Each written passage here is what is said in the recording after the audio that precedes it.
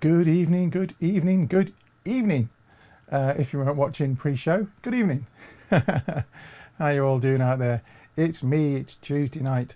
It's the 27th of May, 2014. And that means tomorrow I get some vaping tokens in my bank. Yes, for it is payday. It's been a long month this month. Yeah, well it hasn't, but it has, you know. You know what I mean. Yeah, we've got the usual kind of malarkey going on this week, a bit of ET, got some news stories. We're going to be looking at that in part 2, and this is the eCom-C from Joytech. 2 different variants. There's a standard 3.7 volt and there's also a variable wattage version. Yeah, so we'll look at those in part 2. Yeah, but all that will have to be after what we like to call the titles. Vaper Scene is proudly sponsored by Health E-Vape, UK purveyor of e-cigarettes and e-liquid.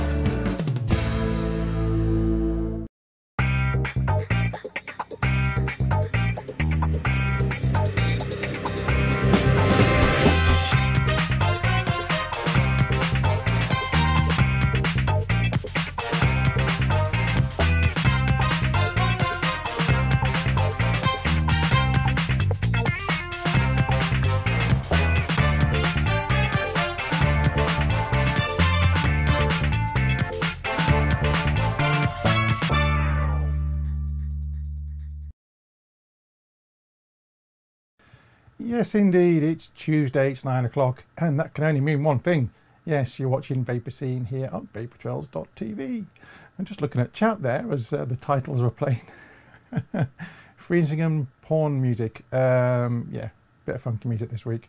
I kind of alternate, you know, as I do. If you do get in some stuttering, could be your end. Shouldn't be my end, seeing as the 4G is strong in this area. It's a bit like the Force, the Jedi Force. It's a hell of a lot better than my broadband. And thank you, Liana. Yeah, I would like your fibre. If only you could give your fibre to me, I would be ecstatically over the moon. Because BT have said in their wisdom that they are not going to upgrade my cabinet because it is economically unviable. Yeah. So basically stick it in your pipe. And when I spoke to my very friendly MP, Dan Jarvis, he wrote the local council for me. And they said, the best advice is for you to purchase a leased line. Do you know how much a leased line costs? Do you think I've made of money? It was something like £1,000 a month. Yeah, I'm going to pay £1,000 a month for a leased line. But there you go. The beauty of that is there's only one person using it. You're not sharing the pipe, but still, I ain't got £1,000 a month to spend on a leased line for my interweb. So I use 4G instead. Yeah. Anyway, moving on. Let's look at some stories. And Dave touched on some of this last night about some of the MEPs no longer being MEPs, one of whom was Nikki Sinclair. And I noticed this was on the web on Sunday. It's a little statement from Nikki, which is this. Statement from Nikki Sinclair, MEP. My employees have spoken, and it would seem that I've been unsuccessful in my attempt to be re-elected as MEP for the West Midlands region. As a Democrat, I of course accept their decision. My supporters will be disappointed, and naturally I am too. It's been an honour and a pleasure to represent 5.2 million constituents over the past 5 years. I've met thousands of people in my role, getting involved in community projects and giving a voice to the voiceless and lending an ear when others simply wouldn't listen. I'm also proud of the campaign we have run here in West Midlands, far larger than anybody had ever seen before, and many thanks to those who spent time talking to me and the team on the campaign trail. More importantly, thank you to everyone who took the time to vote for me on Thursday and for those who have stood by me. As a conviction politician, I gave it all my all and did the best I could. If you liked me or not, I stuck by my beliefs and gave an independent voice in a sea of party politics. I will always be proud that it was our campaign that reignited the referendum debate and brought the Prime Minister to the dispatch box. I'm also proud of 20 years of effort campaigning for independence from the EU, which is now mainstream opinion. I'd like to congratulate the successful candidate this evening and hope that they truly stand up for our region and keep their promises to the people. Yeah, and that was what Nikki said on Sunday, and we're obviously all devastated that she's lost her seat in the European Parliament, and she was a huge campaigner and will probably still be a huge campaigner for e-cigs and for other things as well. So I hope that Nikki moves on to something even better than being an MEP. Yeah. And obviously there were others who lost their seats as well. And unfortunately, one of them who didn't was my MEP, the dreaded Linda McAvan, whom I did not vote for, I have to say. Yeah. Anyway, moving on. This is a story I found earlier on BBC Scotland. E-cigarette rise may explain fall in attempts to quit smoking in Scotland. The rise of electronic cigarettes may explain a sharp fall in people seeking NHS help to quit smoking in Scotland, it has been suggested. An estimated 10% of the adult smoking population made an attempt to quit using the NHS services in 2013, although the total was down by 13%. And statisticians, not easy to say, suggest that a fall is due to increase in use of e-cigarettes as an alternative to tobacco. And it goes on. Women accounted for 57% of all attempts to quit smoking. And provisional statistics released by NHS Services Scotland reveal that there were 103,431 attempts to stop smoking in 2013 compared to 119,428 the previous year. Now, of course, these are stats from people going to the stop smoking services, not people who have done it under their own steam, so to speak, or their own vapour, so to speak. So interesting, but as we saw a few weeks ago, the use of these to curtail the use of lit tobacco has far overtaken the use of NRT. So it's an interesting set of figures there. And the outcomes after 1 month, 38% had not smoked, 18% had returned to smoking, and 45% smoking status unknown. I wonder what the unknown bit is. Yeah, I wonder what that is. I mean, since I started vaping in 2012, I've not used another lit cigarette. And it's been, 3 years next February. And, a lot of you in chat will have been longer or a similar amount of time. So, yeah, status unknown is a bit weird. I'd like to know what the status unknown bit is. But that leads me to another little story that was on the Vapor Trails TV Facebook page earlier and other places. And this is a little thing by Mr. Glantz. Oh, yes. Is it actually worth me telling you? Yeah, I think I will anyway, because it's annoying. I won't read the entire thing, but what he's saying there in the paragraph 2, seeing an e-cigarette being used did not make smokers who did not already use e-cigarettes want to use an e-cigarette, but did stimulate desire for an e-cigarette among e-cigarette users. Strange. Exposure to a neutral stimulus, i.e. seeing someone drink a bottle of water, did not affect desire for a cigarette or an e-cigarette. And what he's saying in this piece is that children seeing people using these are going to then want to go and smoke. The same as if children see somebody smoking, they're going to want to smoke.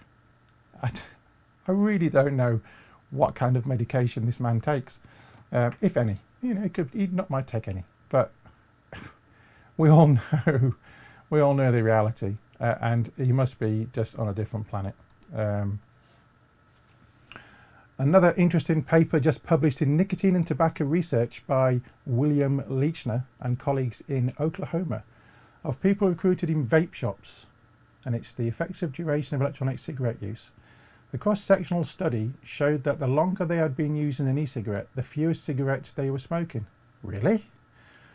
They also found some evidence that nicotine dependence in e-cigarette users dropped among people who were heavy cigarette smokers, but increased among people who were light smokers.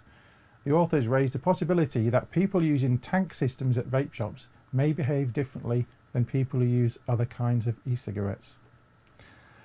Well, see, my cigarette use is completely different to my e-cigarette use. You know, I can do a couple of mils a day, I can do more. It depends if I'm sat in my car, driving away, or if I'm watching TV, or if I'm out and about and I can't vape because of the places that I have to work in, and I can't vape during the day. You know, as everyone's does, just the same as when we smoked lit tobacco. You know, I'd probably smoke more in the car, and I would sit the night before a trip to Scotland, for instance, and I would sit and I would roll a 50-gram tin full. Just sit there and roll, all night until I had like a tin and a half, and then I knew I had enough for my trip. Now I pack some batteries, I pack some juice, I make sure I've got a couple of devices and some spare coils, and I'm away. So yes, you're going to vape more in different places. You're going to vape more if you've got 5 mils of juice in a tank than if you've got to keep filling it up all the time, aren't you? Or dripping. Stands to reason, doesn't it? Let's see what chat are saying.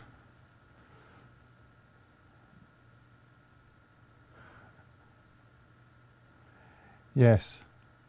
Yes, I don't think Mr. Glance is very popular. Oh dear. Right, what else have I got for you? Now, I got a message on Facebook on Monday, I think it was, pointing me to this little story. So I'm going to play it out now. This is from an Irish TV programme. See what you think. Yeah. Now, we're joined by Dr. Martin Henman, who is the coordinator of the Centre for the Practice of Pharmacy in Trinity College. He's also an associate professor on the subject. He is here today to tell us exactly what are in e-cigarettes, what is in them, well, how much they'll tell us about what's in them, and to debunk some of the common myths about them. We've just been plying you with questions, actually, because it is an area that we know very little about, and that goes for the professionals in the industry as well, because we haven't been using e-cigarettes long enough to know the long-term effects of them. That's right, yes. Nicotine in the cigarettes there, in the e-cigarettes, there's nicotine water, there's propylene glycol and glycerin, which are just there to help the Are any of these things bad for us, Martin? Not really, no. Not as far as we can tell. Most of those substances have been tested in the past.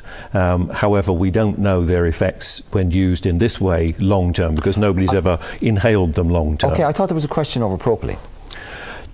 Well, there is over some of the propylene glycol, other propylene glycol ethers, because some of them are used in antifreeze, and we know very definitely that they are dangerous. And propylene glycol is used to make smoke in theatres and things like that. But once again, we don't really know in the longer term at these sorts of amounts whether it's dangerous or not. And the actual mechanism you use to get the nicotine into your system, the vapor, these water droplets, that's a bit of a game changer as well, because nobody's been doing that up until now.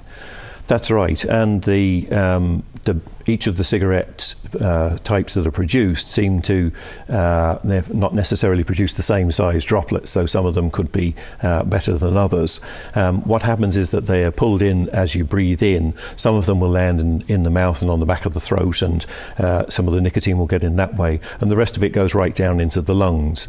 And if the droplets are the right size and gets to the bottom of the lungs, then they'll be very quickly absorbed. So this is why the nicotine gets in very quickly there, because the surface area of the lungs is very great. So is that way of smoking, well, not smoking, but of getting the nicotine in, the vapor, is that inherently dangerous, or is it more about what you're actually inhaling? It's really probably more about what you're inhaling, but the thing is that you need to know what's in what you're inhaling before you start it. Okay, we know what's in them. And we think we know what's in them. As far as we know, they're not particularly harmful, but the jury is out on that. Do they actually work? Well, they certainly produce enough nicotine in the bloodstream to keep people addicted to nicotine, yes. But so that's a way of working, if you like. Their purpose is to wean people off cigarettes, tobacco-filled cigarettes. I don't know that that's actually their purpose. Nicotine replacement products are designed to do that as make well. Profit for tobacco companies, okay. So, but nevertheless, obviously it's better than smoking because you're not taking in all of the other chemicals that come with burning the leaves. Right, now can I ask you, as a scientist, and I suppose also somebody who's involved in the medical and health area of science, are any of these things designated poisons? Are they officially clinically classed as poisons? Nicotine, we know, is a poison. The loophole seems to have been that it was tobacco that was regulated rather than tobacco products, and so hence you can get around that. But we do know that nicotine itself is a poison. Okay, but now that there's no tobacco products, then we're talking about delivering nicotine, and if that is a poison, then how can that be legally permissible? Because they needed to change the law in order to bring it in specifically to have it written down and they as, haven't done that. And that's not been done by a number of countries.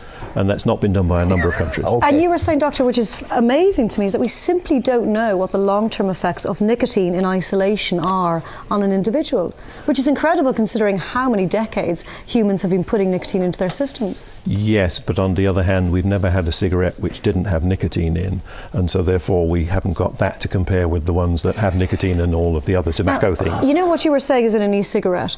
Is that in all of them? I mean, can we say we know that there's glycerin, there's propylene glycol, nicotine, water, and then some flavouring. So do we know we don't know what all the flavourings are, okay, for example, although a lot of them do say it. See, the difficulty is that these products are not regulated as medicinal products, and so therefore the manufacturers don't have to be entirely accurate in all of their ingredients. And the actual and if they casing, make a million of those packages issue. and then run out of one of the ingredients, they could change the ingredient and not change the package. So that's part of a problem, whereas you couldn't do that if it were a medicinal product. And you were saying some of the casing could be leaching in to what you're inhaling. You just don't know. We don't know. We know that there are materials there used in the packaging to hold the nicotine fluid, but we don't know its quality, and so it's not really been tested to see whether small amounts of metal or other plastic material would get into it. So there are incidents of them blowing up, so the heat involved is causing some form of chemical reaction which could effectively take your face off. In a small space, yeah. And nicotine itself, of course, if you were to get hold of the refill cartridges, that is extremely dangerous, and there are a number of instances of poisoning in children. The other thing is that, and I'll play devil's advocate here, is that they'll say, well, you can't prove that they are unsafe. Isn't that what the tobacco industry said for decades? Well, that's basically what they're saying. You can't turn around and say, well, we know for definite that these are unsafe, so therefore until such time as you do, the jury is out, de facto they're safe. No, that's not true. No, I know it's not true, but that's what they will say, and it's a hard argument to refute, isn't it? Yes. On the other hand, do I want to have to maintain an addiction to something for all of my life?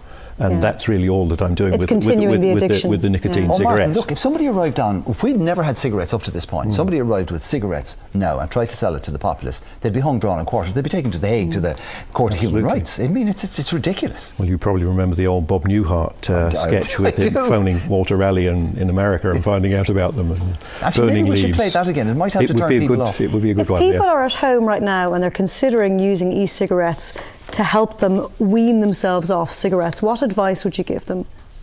Well, if they want to help wean themselves off cigarettes, I would go and ask somebody, a healthcare professional inevitably. First of all, I'd go to a doctor or a pharmacist or somebody like that, one of the smoking cessation programs, and try there. If, however, I didn't want to do that, I would start there, but that would be my ultimate goal, would be to go and get help to break the addiction. Because I don't want to stay. For you, it's about breaking the addiction. It is, yeah. Okay. What about the patches and the gums?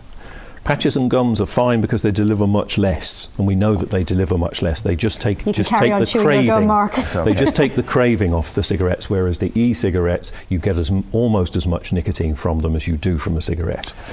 Doctor, thank you very much. Very interesting. And indeed, thanks to McCabe's Pharmacy for the display which they provided for us here today.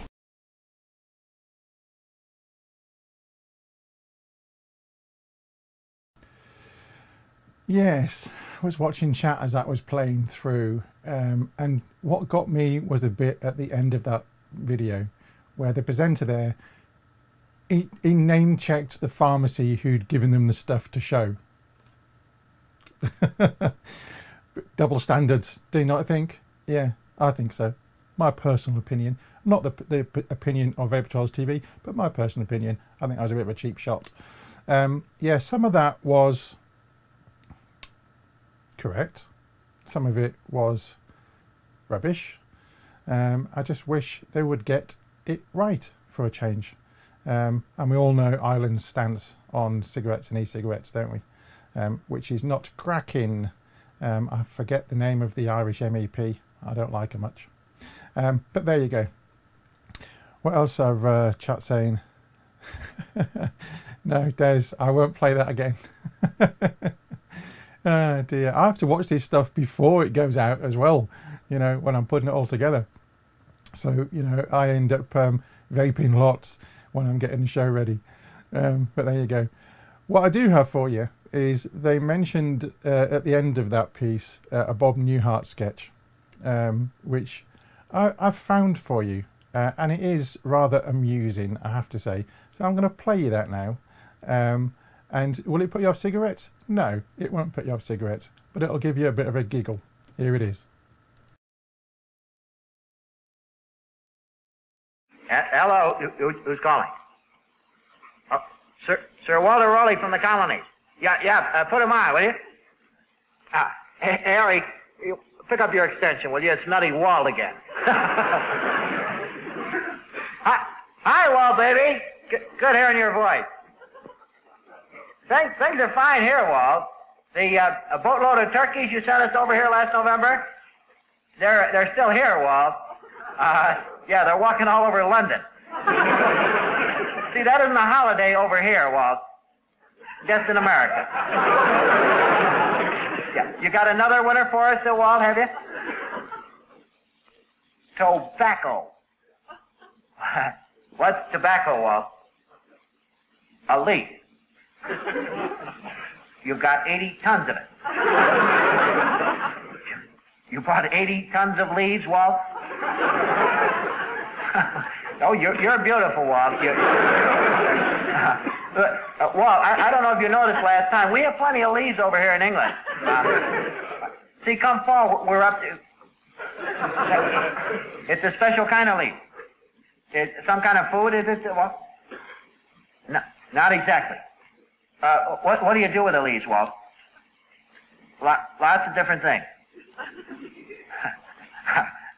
Are you saying snuff, Walt? And what's snuff? You take a pinch of tobacco and you stick it up your nose, and it makes you sneeze. I imagine it would, Walt. Yeah. It goes over very big there, does it? Yeah, goldenrod seems to do it over here, Walt. Tobacco has other uses. You can chew it, or stuff it in a pipe, or you can shred the leaves, put it in a little piece of paper, roll it up. You don't have to tell me, Walt. You stick it in your ear, right? Between your lips. Okay, Walt. And then what do you do with it?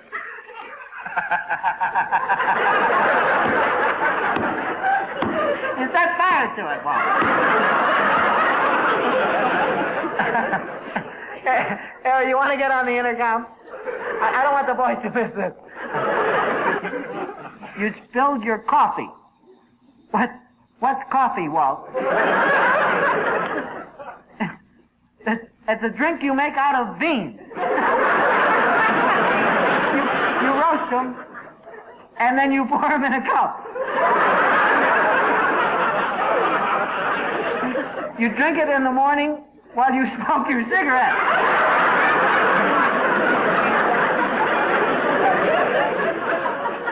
I'm still here, Walt. I'm still here. Look, Walt, I'll tell you what you do. Put some of those on the boat. Yeah. If you can hook them with the burning leaves, I'm sure they'll go for the beans. I'm with you, Walt. Do me one favor, Walt. Don't call me anymore. Yes, that was the Bob Newhart Walter Raleigh sketch. And I was just looking at chat there, and there was nothing happening in chat because everyone was watching that sketch. Very funny stuff, I have to say. I think it's probably funnier than the VT before, and a lot more interesting. Yeah. Anyway, let's go to the break, and when we come back, we'll be looking at the eCom-C from Joytech. So I'll see you in 2. Vapor Scene is proudly sponsored by Health E-Vape, UK purveyor of e-cigarettes and e-liquid.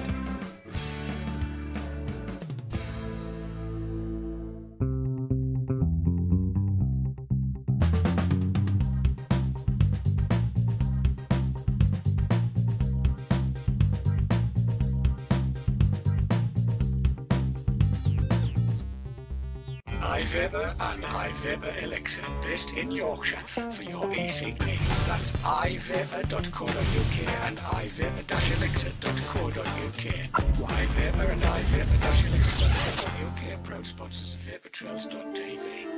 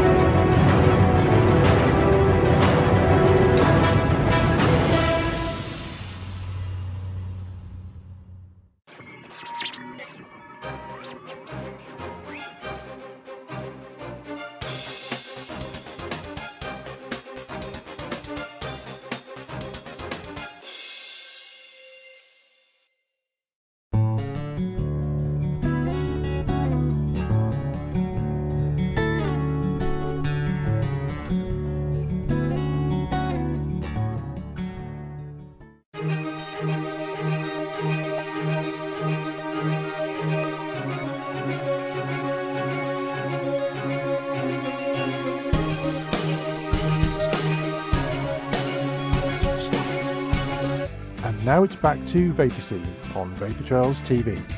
Vapor Scene is proudly sponsored by Health E-Vape, UK purveyor of e-cigarettes and e-liquid.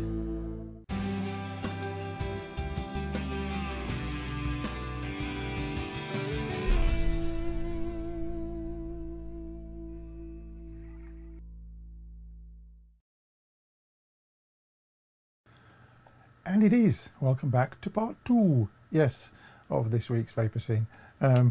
Chat seemed to like the Bob Newhart video. Yeah, it's very funny. It's one of the good ones, and it kind of goes down for me with things like 4 Candles, the 2 Ronnies, and the sketch from That Was a Week That Was with John Cleese and Ronnie Barker and Ronnie Corbett, where they are all upper class, middle class and lower class. Yes, very good ones.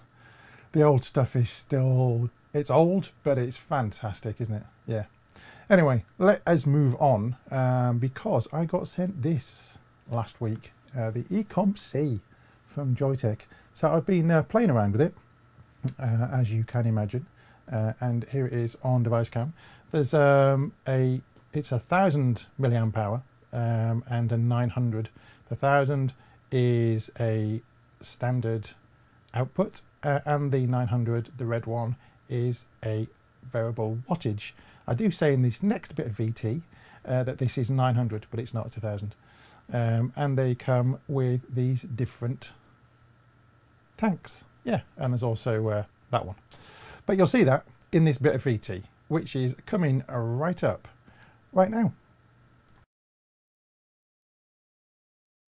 So Joytech have very kindly sent me a new piece of kit to look at, and they've sent me a couple of variants on the new eCom range, and that's the on one side of the box, and there you go, the other side of the box, the eCom. We'll have a look at what you get in the box, and you get this. Now this is the eCom Twist battery, which is variable wattage, not variable voltage, it's variable wattage. The kit itself comes with the battery. I'll just take this out. This is the battery itself, and let me zoom in for you, because it's slightly different. It's kind of a new way of doing things. It's USB charged, and you get in the kit the USB cable that you need. You also get a proper 3-pin USB adapter that works with this, which you should use, obviously. And you get a couple of atomizer heads, which I'll show you shortly, and some mouthpieces, which are these, which come out and fit in the top. Now, I'll move on to the batteries in just a second. There are 3 different types of atomizer. There's, or kind of tanks really. This is type A. This is type B. And then this is type C. And they're all glass tanks. The difference, of course, is that this one looks like an EVOD. It's straight up and down. This one has no cover on the outside, completely clear. And this one is tapered at the end. And they all use the same atomizer head. And let me just show you this one. They're calling this the C2 atomizer. And it is a bottom coil. I'll zoom in for you. There we go. And they're replaceable, and it's so easy. You literally twist it. Helps if you can actually get hold of it. You twist the actual unit and pull out. There you go. And you can see there, it's kind of a bayonet fitting on the bottom. And then you just line it up with the little bayonet at the other end, the little pins on the other end, which is slightly offset to the air hole. And then you twist it towards you. And that is now locked in position. And they are 2.4 ohm resistance bottom coil atomizers. Of course, you then fill your appropriate tank from the bottom. And if you see there, it's completely sealed on the inside, apart from the air hole. So if you miss that center post, center tube, you shouldn't get any leakage whatsoever. And the top of it, and this is the same on all 3 of the atomizers, you can see there, it's completely sealed, apart from the hole for the air. And the mouthpieces just push in. Obviously they're proprietary, they're not changeable. It is a Joytech mouthpiece for the Clearmizer tank, whatever you would like to call it really. Let's fill this now, and then we'll let that soak in, and I can go and talk some more about the batteries. This is just one of my juices. It's a peppermint caramel, and I'm just going to fill at an angle, missing the center post. And of course, with a glass tank, it doesn't matter what kind of juice you're using. Could be a little bit more, why not? A little bit more in there. There you go. And then obviously introduce your atomizing head and screw it tight, finger tight, and you're ready to go. That will now very nicely soak into the wick, and we can try that shortly. Put that to one side and get rid of the juice. Now you can buy the atomizer heads separately. They come in packs of 5 like this, so you can change them all the time, and they're very easy to change, like I've just said. I'm not sure if you can rebuild them. I don't think you can. They look pretty much press fitted, so I wouldn't have thought so. So let's look at the first battery. And I'll just zoom out slightly. There you go. So this is the eCom twist, and it's called a twist, I guess, because on the bottom there is a little twisty switch, like on a twist or a spinner. This, however, goes from 5.1 watts all the way up to 10 watts, as opposed to 3.5 volts up to 4.8 volts. This goes in watts. It's a 900 milliamp hour battery, and it's a 5-click on, 5-click off mini USB, micro USB charger. These are already charged, and like I said, 5-click on, 5-click off. What I notice at the top is it's flush. Now it's a 510 connection, and they do one with an ego thread in as well.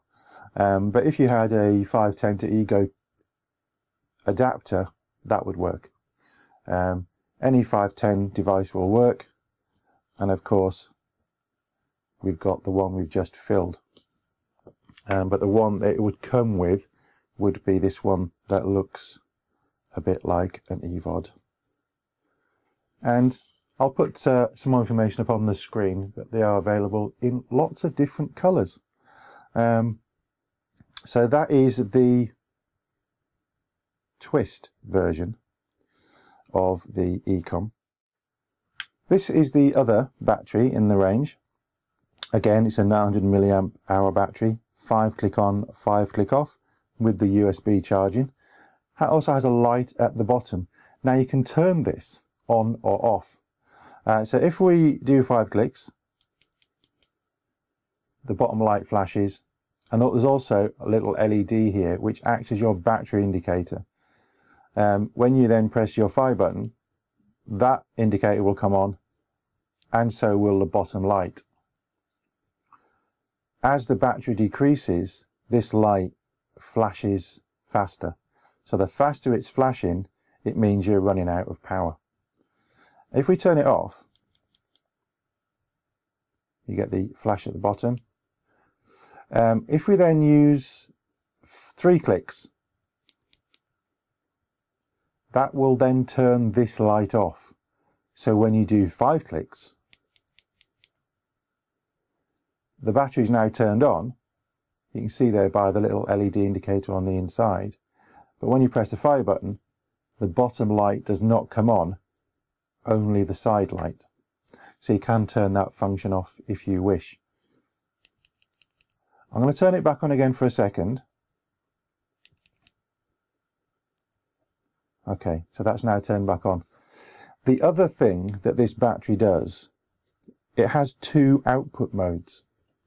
The first output mode is a constant 3.5 volts along the lifespan of the battery, or the power in the battery, and the light will remain white when you do that. However, when the battery is turned off, if you press and hold the fire button for 5 seconds,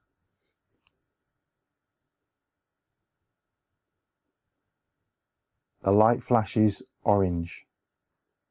So then when you turn it on and you depress your fire button, the light is orange. And that is indicating that you're in variable voltage mode. Now you can't change the voltage yourself.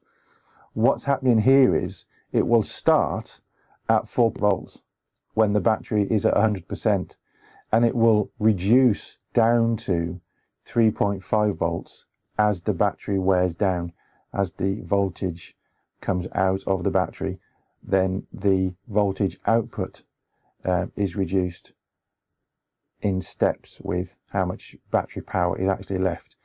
So if you just want a constant 3.5 volts throughout your vaping experience while you're using the battery, then you keep it on the normal mode. If you want it to be higher when the battery is fuller, then you can use the variable voltage mode. So yeah, we'll put it back to normal. So in off mode, button for 5 seconds, and it flashes white to tell you that it's now in constant mode. So if I now put the tank on, I'll zoom out slightly. There you go. It's actually a nice looking e-cig, I have to say. It's quite light, it's not too heavy. It's more pen-like than some of the chunky ones that we've been looking at recently.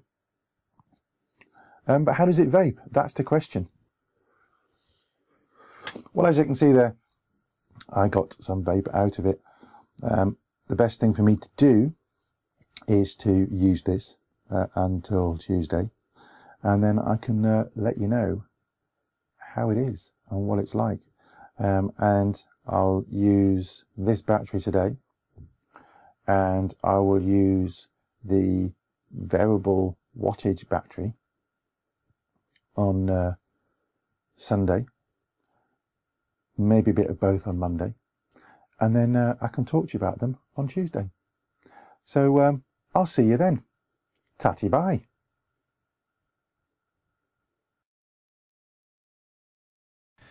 Yes, back to me in the studio, and I've got the variable wattage battery on. Now it's interesting to point out that this is only variable wattage, but if you go to the Joytech website in the UK one, they've got this one, which is both. It's variable wattage and variable voltage, and you can switch between the two by keeping the fire button depressed for 5 seconds when the power is off, and then that switches between variable wattage and variable voltage. And then obviously you've got the little slidey at the bottom, the little twisty. I have to say it's very good. The battery doesn't last a huge amount of time if you're vaping at 10 watts. I think it's only a 900 milliamp battery, but you put it on the eVic Supreme, put this on eVic Supreme, and my goodness, I had to rein it down a little bit because it was super hot vapor coming off it. I've been using it for a few days now, both the batteries, and using the same clearomizer. I think it was Type C, this one. Let me go to close Yappy. This one. And I've not used the other ones yet. Now the little atomizers are reasonably easy to change. It's when you've got big fingers like me, small things, it's difficult to grab hold of sometimes. Yeah, it's reasonably easy. Just twist, pull it out and change it. I've not detected any difference in taste or vapor coming off this, and I've been using the same one for, say, a few days now.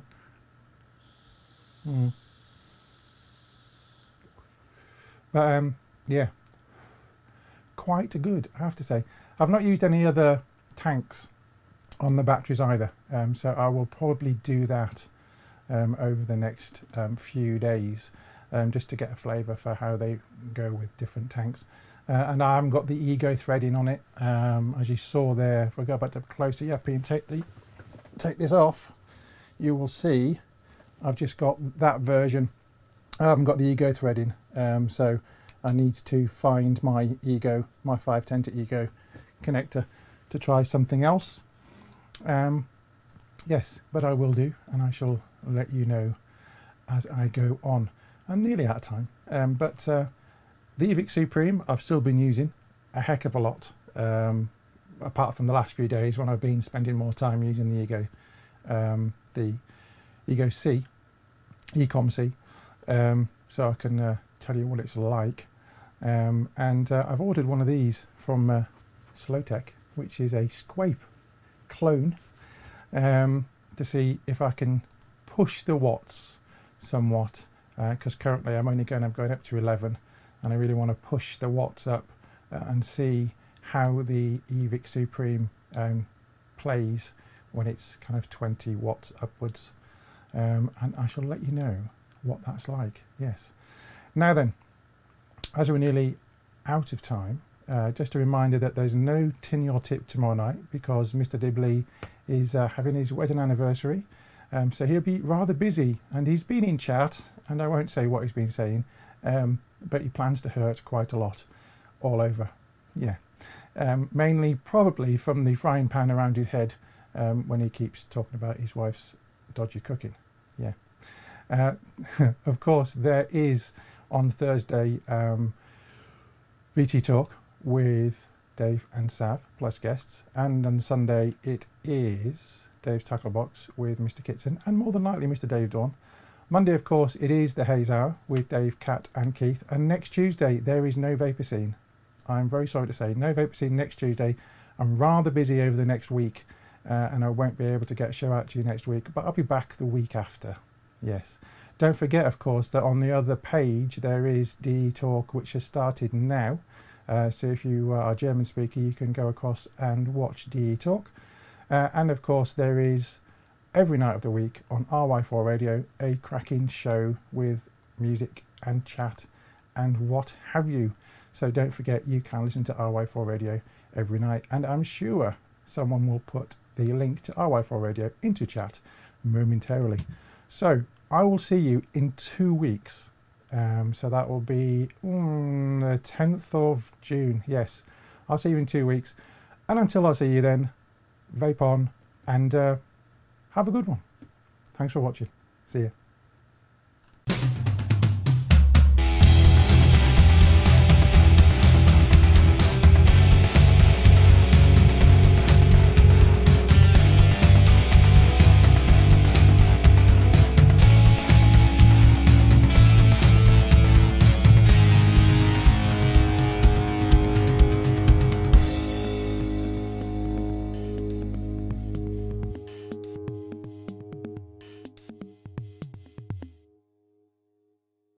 Vapor Scene is proudly sponsored by Health E-Vape, UK purveyor of e-cigarettes and e-liquid.